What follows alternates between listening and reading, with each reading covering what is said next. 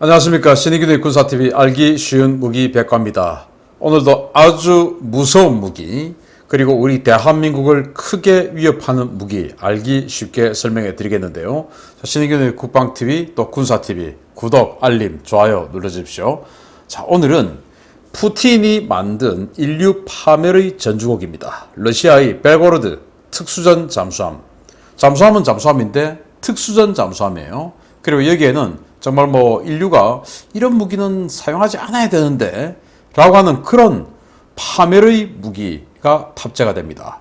도대체 어떤 잠수함인지, 무기 체계를 만들어도 사실은 무기가 다 사람을 살상하는 것이기 때문에 도덕적인 무기는 없습니다만은, 그래도 여기까지는 안 가야 되는데 라고 하는 그 선이 있지 않습니까? 그 선을 훌쩍 넘은 무기입니다.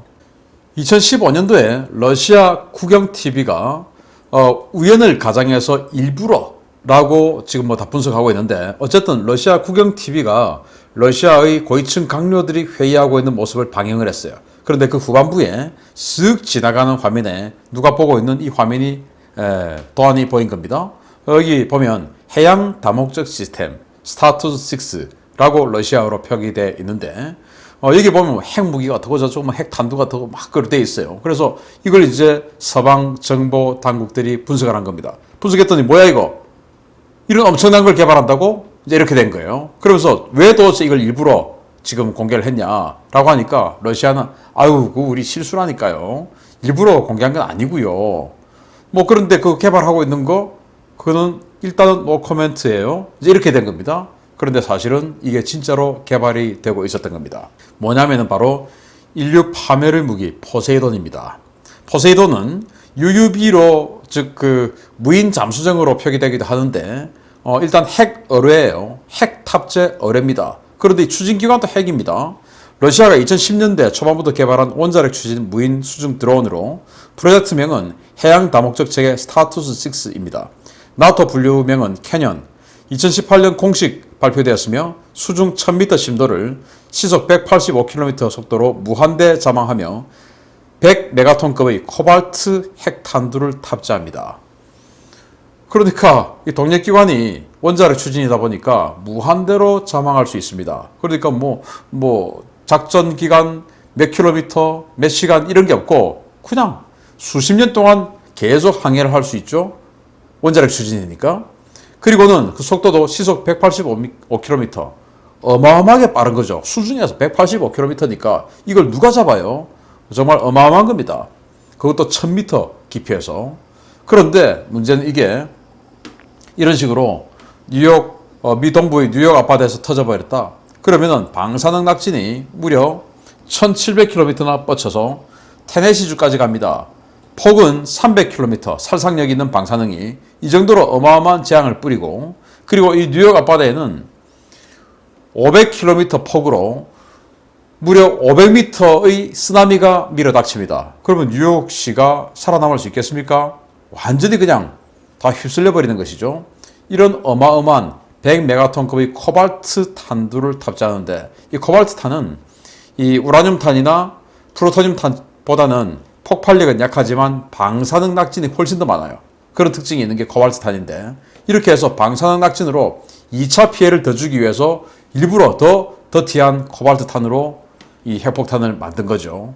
이런 거를 만들었는데, 자, 그러면은 이걸 싣고 다닐 운반 체계가 필요하죠. 그래서 그 운반 체계가 과연 어떤 걸 할까라고 봤는데, 자, 이제 이 운반 체계 개발 이야기입니다.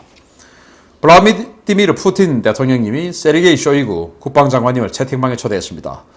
내 충복 쇼이구 국방장관 어때? 할만하지? 저번에 내가 지시한 건 잘 진행되고 있냐?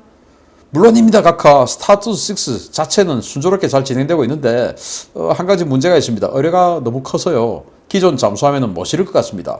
그래서 푸틴이 그래? 그럼 지금 개발하고 있는 야센급 공개원잠 그거 좀 손보면 안 되나?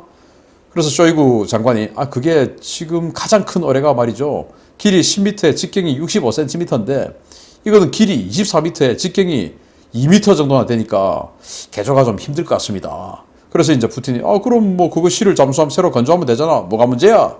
그래서 쇼이구 국방장관이 아무리 각하 지시라도 몇천 루블, 몇 조 원 들어갈지 모르는 이 잠수함을 완전히 새로 설계한 것은 무리가 점점점 이렇게 된 거죠. 그래서 쇼이구 국방장관은 2012년도부터 러시아의 국방장관을 하고 있고 푸틴의 완전히 충복, 오른팔이라고 알려져 있어요. 군인 출신 아닙니다. 그런데 지금 뭐 거의 10년 가까이 국방장관을 하고 있는데 혹시나 푸틴이 이 대통령에서 물러나면 그전에는 메드베데프 총리가 대통령을 잠시 했었죠. 한번 4년 동안. 그런데 이번에는 이 푸틴의 후임이 만약에 선정이 된다면 이 쇼이구가 후임이 될 것이다 라고 다 관측하고 있는 푸틴은 완전히 복심이라고 할 수 있는 사람이에요.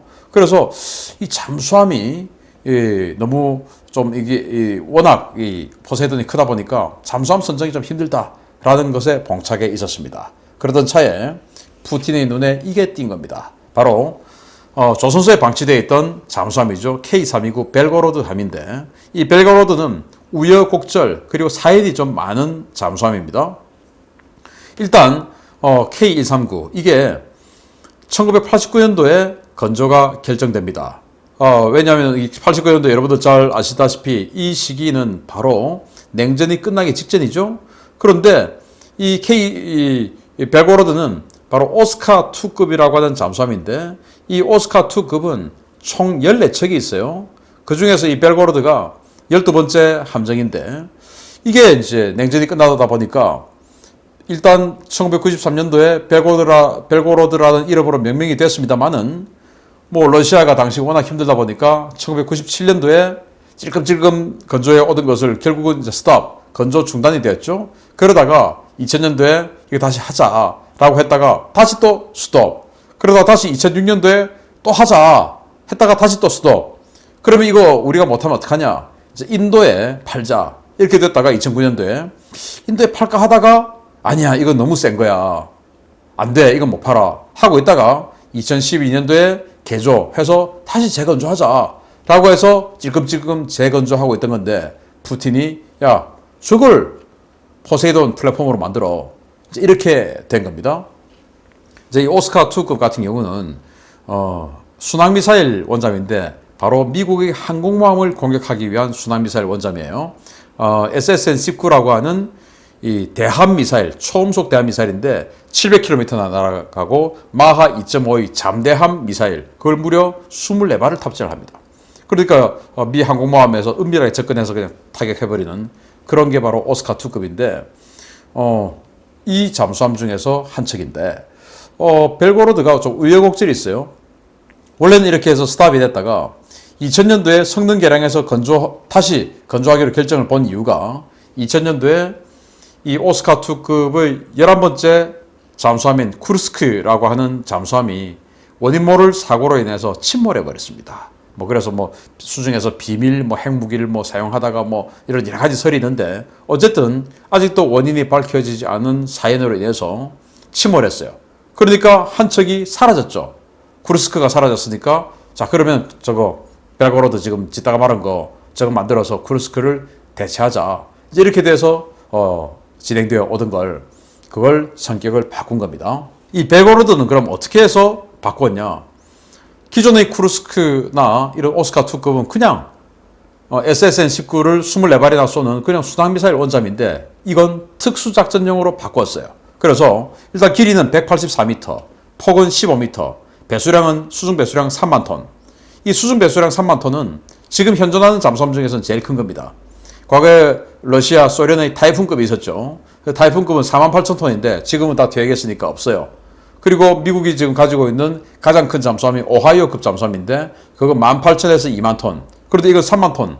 그래서 현존 잠수함 중에서는 가장 덩치가 큰 잠수함이 바로 이 오스카2급입니다. 추진 방식은 190메가와트짜리 원자로 2개입니다. 그리고 최대 속도는 32노트. 승조원은 이렇게 덩치가 큼에도 불구하고 100여명입니다. 적죠? 자망 심도는 500m 이상. 작전 일수는 121. 이건 원자력 추진이기 때문에 사실은 의미가 없는데 이 121은 뭐냐? 보급품 다 소모할 때까지입니다. 그리고 핵심 무장은 포세이돈. 바로 그 포세이돈을 6발을 집어넣을 수가 있고 533mm 어뢰 6발. 이렇게 장착을 할 수 있는데 보시다시피 뭐가 많이 있죠. 잠수함 뭐가 많이 있습니다. 지금 이렇게 노랗게 된 거 이걸 이 안으로 집어넣습니다. 뚜껑 열고 들어가고 물속에서 그래가지고 뚜껑 닫고 물 빼고 이제 이렇게 하는 거고, 이것도 이 1000톤짜리 잠수함인데 이걸 또 도킹을 시킵니다. 그래서 이 함교를 통해서 도킹 시켜서 또 물 빼고 해서 함교를 통해서 여기 있던 사람이 들락날락, 이거 사람이 타는 유인 잠수함입니다. 그리고 여기 특수전 캡슐이 들어가기도 하고, 한 특수전용 또 이 외부에 또 돌출형 캡슐이 또 들어가기도 하고요. 이런 식으로 완전히 특수전 전용의 잠수함을 만들었는데, 이런 것들이 다 뭐냐? 여기 있는 이 노란색, 이건 사실은 로봇이죠. 아주 심해까지 들어가는 로봇입니다. 6000m까지 들어가는데요. 정찰 그리고 공작을 주로 합니다. 예를 들어서 뭐 세계대전이 발생을 했고 러시아와 미국이 전쟁을 하면 태평양 또는 대서양 이런데 해저 심해 광 케이블이 다 깔려서 이 아메리카 대륙과 아시아 대륙이 통신을 하고, 또는 뭐 유럽과 통신을 하고 하는 게 해저 광 케이블을 통해서 하지 않습니까? 이걸 보내서 그걸 끊어버립니다. 또 이 중요한 이 해구에 또는 그 해협에 미국의 소서스 라인이 다 깔려서 소나들을 해저에 다 심어놨죠. 그래서 잠수함이 통행하는 걸 다 이제 감시를 하는데, 이런 소서스 라인들을 끊어버립니다. 그런 끊어버리는 역할.